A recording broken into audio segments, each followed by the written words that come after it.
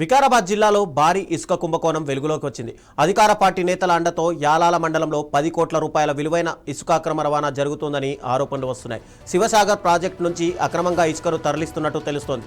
నిబంధనలకు విరుద్ధంగా జరుగుతున్న ఈ దందాపై స్థానిక నాయకులు, ప్రజలు తీవ్ర ఆగ్రహం వ్యక్తం చేస్తున్నారు. ఎంఆర్ఓ తీరుపై తీవ్ర విమర్శలు వస్తున్నాయి.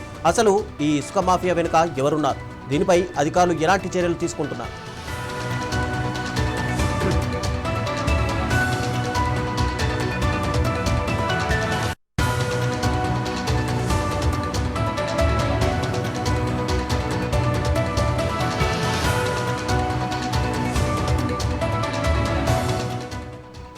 జూన్ 16వ తేదీన జరిగిన ఒక ఘటన ఇసుక అక్రమాలకు అద్దం పడుతుంది. ఒక రైతు పొలానికి పూడిక మట్టి కోసం కేవలం 3 అడుగుల లోతు వరకు అనుమతి తీసుకున్నారు. ఇసుక మాఫియా మాత్రం నిబంధనలను ఉల్లంఘించి ఏకంగా 10 అడుగుల మేర తవ్వి ఇసుకను తరలించింది. దీనిపై బీఆర్ఎస్ నాయకులు అప్పట్లోనే ఫిర్యాదు చేశారు. అయినా అప్పటి ఎంఆర్ఓ ఎలాంటి చర్యలు తీసుకోలేదని ఆరోపణలు వినిపిస్తున్నాయి.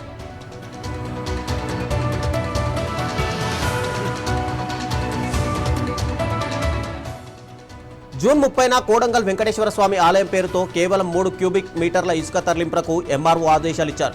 3 క్యూబిక్ మీటర్లంటే కేవలం 2 ట్రాక్టర్ల ఇసుక మాత్రమే. కానీ ఎంఆర్ఓ ఉత్తర్వులు రాకముందే పదుల సంఖ్యలో టిప్పర్లతో భారీ ఎత్తున ఇసుక దందా మొదలైంది. ఇది చూసిన స్థానికులు విస్మయానికి గురయ్యారు. ఈ ఎంఆర్ఓ ఇటీవల డిప్యుటేషన్పై యాలాలకు వచ్చారు.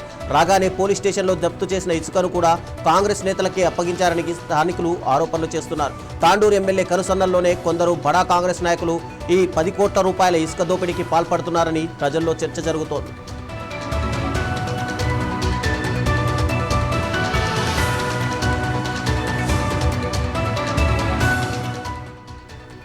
ఈ ఇసుక కుంభకోణంపై విచారణ జరిపి దోషులను కఠినంగా శిక్షించాలని ప్రజలు డిమాండ్ చేస్తున్నారు. అక్రమ ఇసుక రవాణా వల్ల ప్రభుత్వానికి భారీగా నష్టం వాటిల్లుతోందని, పర్యావరణ సమతుల్యత కూడా దెబ్బతింటోంది. సీఎం రేవంత్ రెడ్డి దీనిపై దృష్టి సారించి తక్షణమే చర్యలు తీసుకోవాలని కోరుతున్నారు.